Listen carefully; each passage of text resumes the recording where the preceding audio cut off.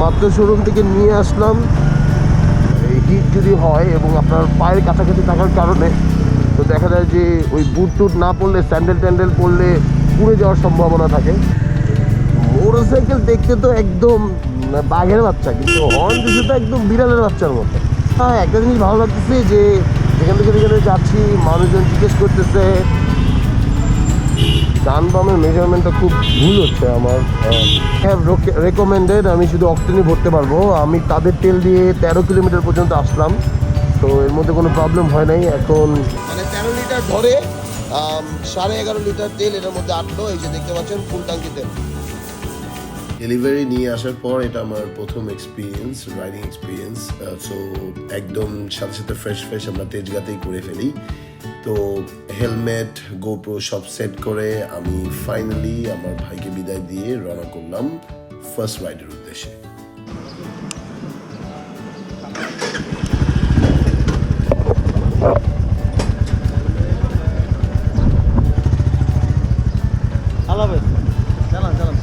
আমি তো ফার্স্ট। হ্যাঁ, ভালো। So this is my first time riding experience. অনেক জোস। ওরা 3 লিটার তেল দিয়ে দিছে, বলছে 1.5 লিটার রিজার্ভে থাকে, আর 1.5 লিটার দিয়ে দেখি বাকি কোথায় যাওয়া যায়। This is my first time experience of Royal Enfield Classic 350 Helix Black। 1.5 litre তেল ভরে দিচ্ছে, 3 লিটার তেল ভরে দিচ্ছে। টেকনিক্যালি 1.5 লিটার, বিকজ 1.5 লিটার রিজার্ভে থাকবে। আই ডোন্ট নো আমি 1.5 লিটার দিয়ে কতটুকু যেতে পারবো।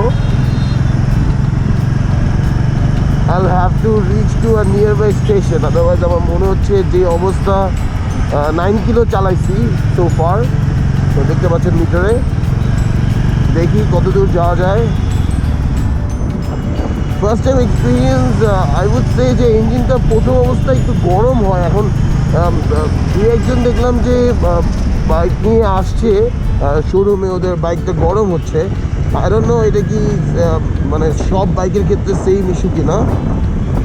সো ফার এইটা আমার যেটা মনে হয় যে এখানে যদি আমি বুট পরে না আসতাম, আমার পায়ে ইঞ্জিনটা মানে লাগতো আর কি।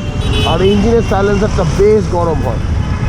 তো আসলে রাইডিং এক্সপিরিয়েন্স তো অফকোর্স ভালো, বাট কিছু সেফটি ইস্যু আমার মনে হয় এখানে নিতে হবে আমাদের এটা চালানোর সময়।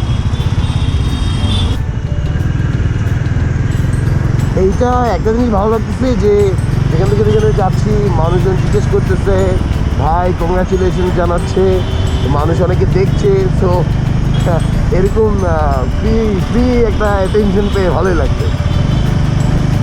Apart from that, the riding experience is very good. যে বেশি বেন্ড ডাউন করতে হয় না, আপনার একদম normal sitting position. So I would say it's a very good experience riding this.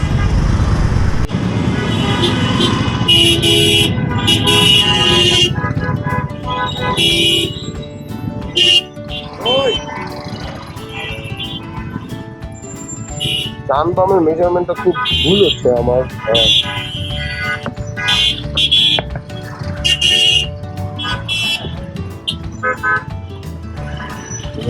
বেশ আনকমফোর্টেবল, কিন্তু অনেক বড় বাইক। আমি তো, আমার হাইট তো ভালো, আমারই চালাতে প্রবলেম হলে যারা আমার থেকে ছোট হাইটে তাদের কি হবে আমি বুঝতে পারি।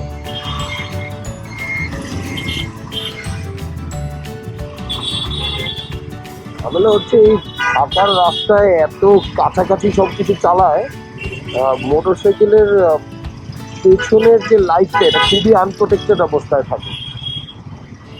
তো শুধু সামনে ডানে বামে দেখলে হবে না, আপনার পেছনেও একটু জায়গা রেখেই বাইক চালাতে হবে। তো ওরা বলে দিছে যে ফার্স্ট গিয়ারে 25 এবং 5th গিয়ারে 70 পর্যন্ত ওঠানোর জন্য, এর বেশি ওরা রেকমেন্ড করে নাই। তো আমি সেটা মেনটেন করেই চালাচ্ছি। ভাই যে ভারী, মনে হইতেছে যাইতে যাইতে খিদা লেগে যাবে।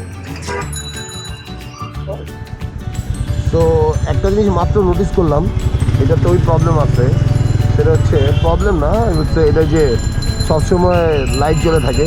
এই গাড়ির পেছনে লাইট জ্বলে দেখে মনে হলো যে, এবং আমি চেষ্টা করলাম লাইট বন্ধ করার, কিন্তু লাইট বন্ধ করার অপশন নেই। তো সবগুলো জিনিসের সাথে একটু পরিচয় করাই। হ্যাঁ, এখানে আসলে ন্যাভিগেশনটা থাকে, এটা দেয়া হয় নাই, তবে আমি শুনেছি হান্টার আর ইসে দিয়েছে, মিটিওরে দিয়েছে।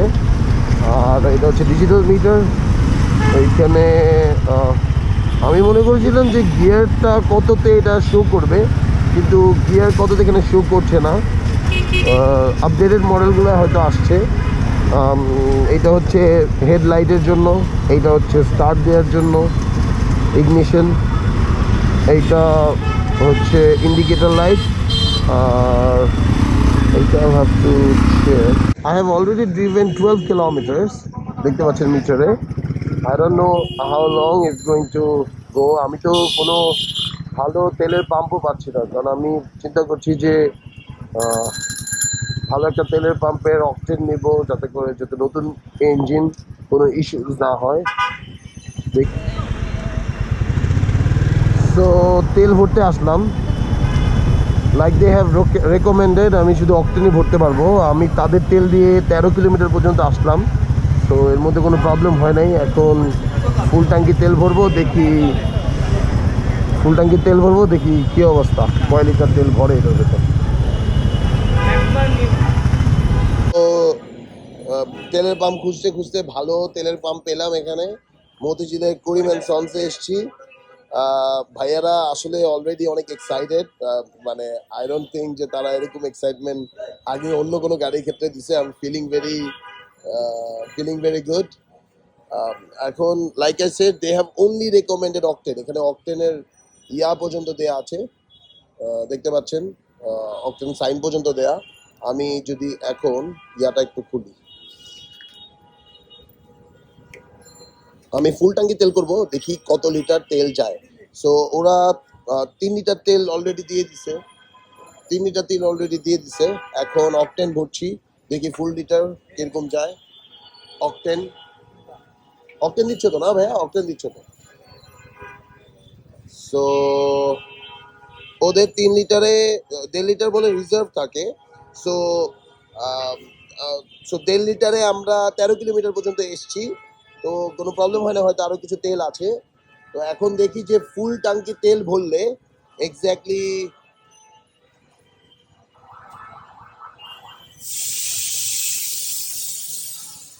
অলরেডি তেলের ইয়া দিয়েছে।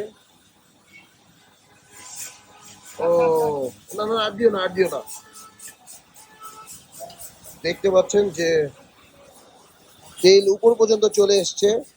এখন আমি জানি না, আমাকে ওরা রেকমেন্ড করেছিল যে এটার নিচে পর্যন্ত আসার জন্য, কিন্তু এটা উপরে চলে এসছে।